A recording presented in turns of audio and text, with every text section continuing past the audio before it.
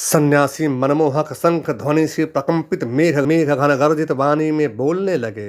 हे राजन, आज मैं आप सभी को स्त्री के अंतःमन की चाहत और त्रिया चरित्र के बारे में बताता हूँ। त्रिया चरित्र का अर्थ एक औरत के व्यवहार में समाहित उसकी कला और दक्षता से है। कैसी भी परिस्थिति को अपने अनुकूल बना लेने की विज्ञान का है। अगर आप इस महाविद्या को समझ लेंगे, फिर आपके घर में निश्चय ही आनंद की रिमझिम बरसात होने लगेगी। जिस तरह जल के बिना मछली की कल्पना किया ही नहीं जा सकता, उसी तरह स्त्री के बिना मानव जीवन संभव ही नहीं है। कहा गया है, जीव बिन देह नदी बिन वारी, ऐसे ही नाथ पुरुष बिन नारी। क्योंकि हमारी उत्पत्ति का आधार ही स्त्री है। हमारा यह पिंड रूपी शरीर, जिसे हम बड़े लाड़ प्यार से तेल फुलेल कुलेल कंघी से मधुर रंग भर देते हैं, यह शरीर स्त्री के द्वारा रचित सबसे बड़ा और मनोरम उपहार है। शास्त्र कहते हैं, पिंडात पिंडे, यानी पिंड से ही पिंड का निर्माण होता है। हमारे शरीर का हर अंग प्रत्यंग किसी स्त्री का छाया प्रतीक की तरह है। और जब हम त्रिया चरित्र को समझते हैं, तो स्वयं ही स्वयं से स्वयं के लिए समझने जैसा होता है। एक स्त्री जन्म से लेकर जन्म तक हर रूप में पुरुष के अंदर बाहर और चारों तरफ आबाद गति से संचरण करती रहती है। स्त्री का हृदयांगन गगन के गान और समीरण के हाथ से प्रतिध्वनित हुआ करती है। उसके हृदय स्थल में जरा जीवन और जंगम अविरल गति से नृत्य किया करते हैं। सारे सत्ता, शक्ति, समष्टि, व्यष्टि, उपलब्धि एकमात्र स्त्री के परिधि में घूमते रहते हैं। जैसे कुंभार का चाक बिना केंद्र के घूम ही नहीं सकता, उसी तरह समस्त रिश्ते नाते, रीति नीति और रिद्धि सिद्धि की चाक केंद्र में स्त्री के अक्ष के बिना गतिमान हो ही नहीं सकता है। हे नरेंद्र, कल्पना कीजिए, अगर यह स्त्री तुम्हें अपने हृदय का रक्त पयोधी नहीं पिलाती, तो कितना असहाय और घृणित अवस्था में दुसह मृत्यु को प्राप्त हो जाते हम सब। स्त्री के शरीर से उत्पन्न होकर, उसी स्त्री का रक्त पीकर, उसे ही जानवर की तरह नोचकर मर्द होने का तगमा कैसे पाते।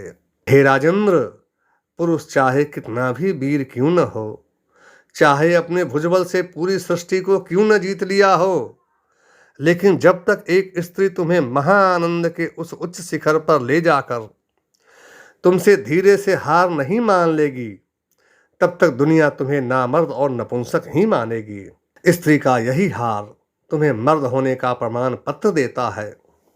इसी हार के कारण तुम पर रीझ कर तुम्हारे नाम की माला पहन तुम्हारे हर इच्छा को पूर्ण करने के लिए आधी रात को भी तत्पर रहती है। अगर स्त्री अपनी सीमा रेखा को तोड़ दे, तो महाकाल से भी ज्यादा विनाशकारी तांडव मचा सकती है। सभा मंडप में निशब्द बैठे राजा के साथ प्रजा का मुंह भी आश्चर्य से खुला था। सन्यासी देववाणी सी भावपूर्ण आवाज में बोल रहे थे, हे राजन, संपूर्ण सृष्टि में आज तक जितना भी रक्तपात और नरसंहार हुए हैं, उन सब के मुख्य कारक स्त्री ही रही है।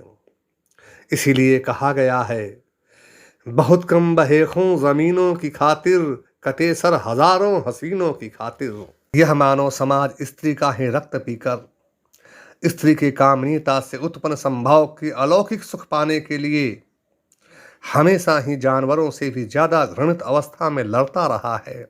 इस लड़ाई में देव, दानव, मानव, यक्ष, गंधर्व, नाग, किन्नर से लेकर ज्ञान के सागर, ऋषि, मुनि, तपस्वी और बड़े बड़े महात्मा लोग भी शामिल रहे हैं। इसी संदर्भ में मैं आपको पुराणों में वर्णित बहुत ही मनोरम त्रिया चरित्र का कथा सुनाता हूँ, जिसके प्रभाव में आकर हुए देवासुर संग्राम में 10 लाख लोग मारे गए थे। इस भयंकर रक्तरंजित युद्ध का कारण भी स्त्री ही थी, जो कि देवगुरु बृहस्पति की पत्नी देवी तारा थी। तारा अत्यंत सुंदर और मनोहरांगी स्त्री थी। अप्सरा की तरह तरासा हुआ उनके नक्काशीदार स्वभाव का चर्चा देवलोक में खूब होती थी।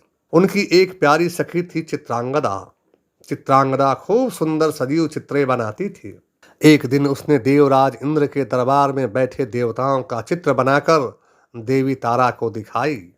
चित्र में बने सोमवंशी चंद्रमा को देखते ही तारा के मन में राग फूटने लगा और उनके होठ गुनगुनाने लगे।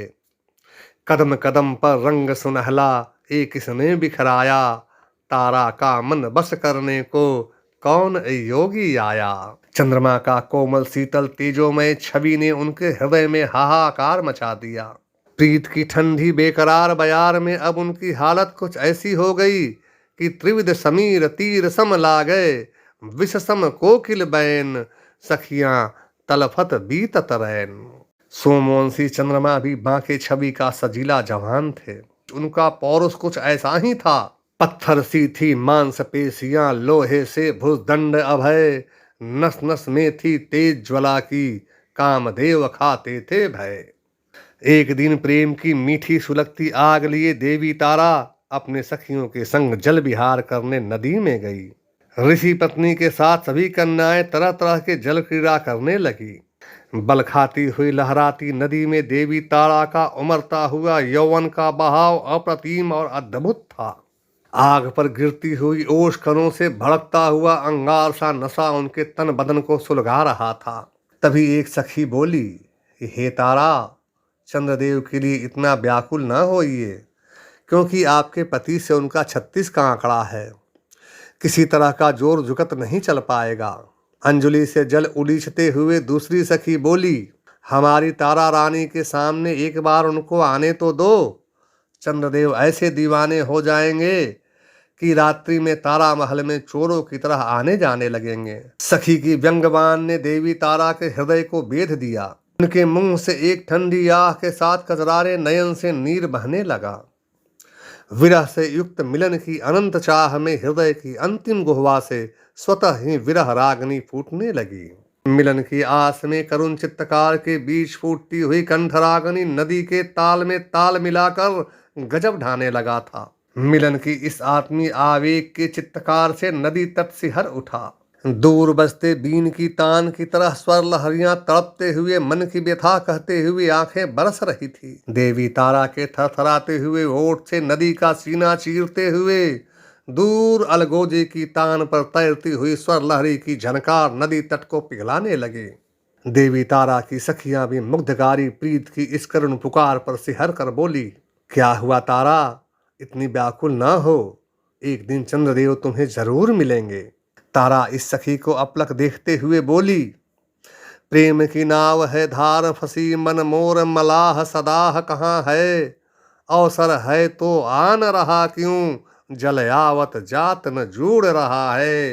प्रेम नदी उमड़ी इतनी की जोबन का धन जात बहा है, सुनो सखी अब लाज तजी में, जब प्यार किया तब लाज कहाँ है। तारा की आकुलता देख बाकी देव कन्याएं ने चित्तिया चरित्र का संधान कर देवगुरु बृहस्पति के गुरु भाई शंकर जी को पयोधि व्रत का विधान जानने के लिए आमंत्रण का विचार किया।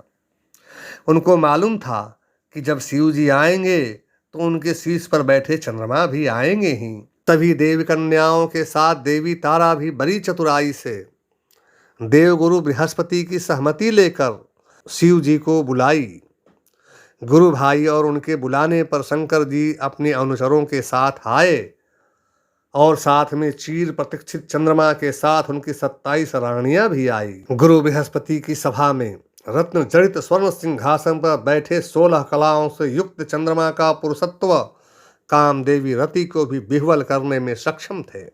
सभा में बैठी तारा की चोर निगाहें सुकुमार चंद्रमा के अप्रतिम पौरुष और तेज को देख व्याकुल हो रही थी। इस समय चंद्रदेव ऐसे दिख रहे थे कि भाल तिलक सम बिंदु सुहाए, श्रवण सुभग भूषण छवि पाए, बिकट भ्रिकुटी बाल घुंघराले, नव सरोज लोचन रत्नारे। तारा चंद्रमा में खो गई। चंद्रमा का अद्भुत निराला रूप ऐसा लग रहा था, उर्मनिमाल कंबुकल गीवा, काम कलब कर भुजबल सीवा, चारु चिबुक नासिका कपोला, हास बिलास लेत मन मोहा। खुद में खोए देवी तारा के कजरारे नयन से जब चंद्रमा के कमल दल लोचन टकराए तो दोनों एक दूसरे में खो गए। क्षणांश में ही स्त्री का रसिया चंद्रमा इस बेकरारी को भांप गए और बिना बोले ही आंखों की अव्यक्त भाषा में कोमल भावों की आदान प्रदान करने लगे। ऐसा लगता था जैसे कि आंखों ही आंखों में कहत नटत रिजत खिजत मिलत खिलत लजियात, भरे सभा में करत हैं नैनन सो ही बात। थोड़ी ही देर में सुंदरता, सामर्थ्य और पुरुषत्व से उत्पन्न प्रेम की मंदाकिनी सभी अवरोध को तोड़ तट से बाहर आलिंगन को आकुल व्याकुल हो गए। कुछ देर बाद जब शिव जी जाने लगे तो तारा के आग्रह पर चंद्रमा बड़ी चतुराई से अपनी 27 पत्नियों को आगे कर कुछ देर के लिए देवी तारा को अपने साथ जाने की इजाजत बृहस्पति से ले ली और अपने साथ तारा को लेकर चंद्रमहल आ गए। मनमांगी मुराद मिल जाने के बाद चंद्र और तारा ऐसे खोए कि समय का ज्ञान ही नहीं रहा। दोनों अनेक अनेक तरह से काम क्रीड़ा में निमग्न हो विहार करने लगे। इसी तरह हफ्तों बीत गए तो देवगुरु को याद आया कि देवी तारा चंद्रमा के यहाँ से नहीं आई हैं। तो वे इसे लेने चंद्रमा के घर पहुँचे तो तारा की सलाह पर चंद्रमा अपने घर में छुप गए और अनुचरों से खबर भिजवाई कि वह सपरिवार बाहर गए हुए हैं। मजबूरन बूझे मन से गुरु लौट आए और अपने ज्ञान साधना में डूब गए। कुछ दिन बाद जब स्त्री का अतुलित अलौकिक सुख याद आया तो दौड़े दौड़े चंद्रमा के पास पहुँचे। इस बार देवी तारा के सलाह से चंद्रमा बृहस्पति से मिले तो बृहस्पति ने कठोर शब्दों में कहा, रे नीच चंद्रमा, अधम निलज्ज लाज नहीं तो ही गुरु पत्नी को बलपूर्वक अपने घर में रखने पर तुम्हें लज्जा नहीं आ रही है। चंद्रमा बोले कि हे गुरुदेव, देवी तारा को मैंने बलपूर्वक बंधक बनाकर नहीं रखा है और अभी कुछ दिन और उनकी इच्छा यहाँ रुकने की है।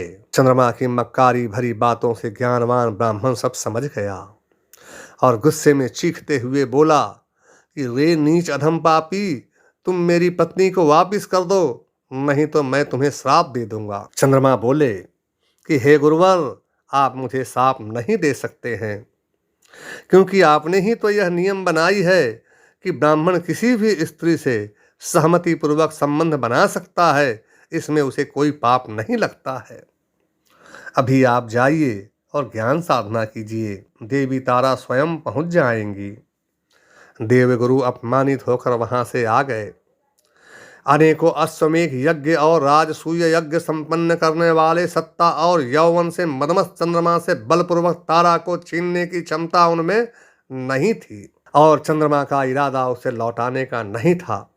इसलिए वे देवराज इंद्र की सभा में गए और देवराज से तारा को वापस दिलाने की प्रार्थना की। देवराज को चंद्रमा के इस कुकृत्य पर बहुत क्रोध हुआ। उन्होंने तत्क्षण देवदूत को चंद्रमा के पास भेज तारा को वापस करने का संदेश भिजवाया, लेकिन रूप सागर में डूबा चंद्रमा पर इसका कोई असर नहीं हुआ। उन्होंने तुरंत देवसेना को तैयार करने का आदेश दिया और खुद ऐरावत पर सवार हो चंद्रमा से युद्ध करने को निकले। इधर यह सभी वृतांत असुर गुरु शुक्राचार्य को भी मालूम पड़ा तो देवताओं से बैर के कारण चंद्रमा का पक्ष लेकर दानव सेना को युद्ध में भेज दिया। एक स्त्री के संभोग सुख के लिए बृहद देवासुर संग्राम शुरू हो गया। युद्ध भूमि में साक्षात भैरवी अपने सहचरी शाकनी, डाकनी और पिशाचनी के साथ विचरण कर योद्धाओं के रक्त, मांस और अतड़ियों की माला बनाकर किलोल करने लगी। देवता और दानवों में ऐसा भयंकर युद्ध हुआ कि संपूर्ण ब्रह्मांड कांप गया।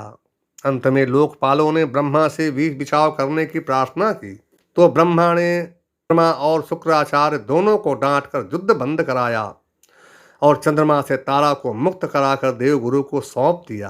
तारा कुछ ही दिनों में स्त्रियोचित कामनीयता से गुरु बृहस्पति का मन मोह ली और साबित कर दी कि चंद्रमा बलपूर्वक उन्हें रोक रखा था। कुछ दिन बाद बृहस्पति को मालूम पड़ा कि तारा गर्भवती है तो उन्हें बहुत क्रोध आया। उन्होंने तारा से कहा, यह हमारे वैरी का संतान है, इसलिए तुम इस गर्भ का त्याग कर दो। मैं तुम्हें कोई श्राप नहीं दूंगा और पुनः उत्तम गर्भ स्थापित करूंगा। तारा अपने आप को पतिव्रता सिद्ध करने के लिए योग बल से उस गर्भ को गिरा दिया। जब गर्भ बाहर आया तो वह बालक स्वर्ण के समान चमक रहा था। उस तेजोमय बालक को देखकर बृहस्पति और चंद्र यह मेरा है बोलकर उग्रवाद विवाद करने लगे। विवाद करते करते दोनों मल्ल युद्ध करने लगे। दोनों को लड़ते देख देवता बहुत दुखी हुए और ब्रह्मा जी के पास गए। तब ब्रह्मा स्वयं आकर दोनों का युद्ध रुकाए और देवी तारा को अलग ले जाकर उस संतान के पिता के बारे में पूछा तो तारा बताई कि यह चंद्रमा की ही संतान है। तब ब्रह्मा जी ने उस अलौकिक बालक को चंद्रमा को सौंप दिया। चंद्रमा उस बच्चे को पाकर बहुत खुश हुए और उसका जात संस्कार कर बुद्ध नाम रखा। संदेहात्मक और विपरीत परिस्थिति में जन्म होने के कारण बुद्ध की स्थिति काल निर्धारण और ज्योतिषीय कुंडली या लौकिक व्यवस्था में थाली के बैंगन की तरह हो गई। जिसने जैसा वातावरण बनाया वह उसी के अनुसार ढल जाता है। इसीलिए कहा गया है, जस संगत तस बुद्ध शरीरा।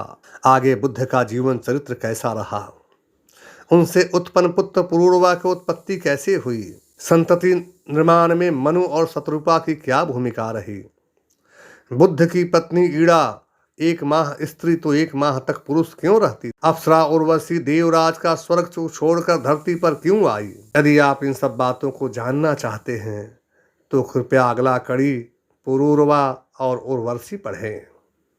धन्यवाद।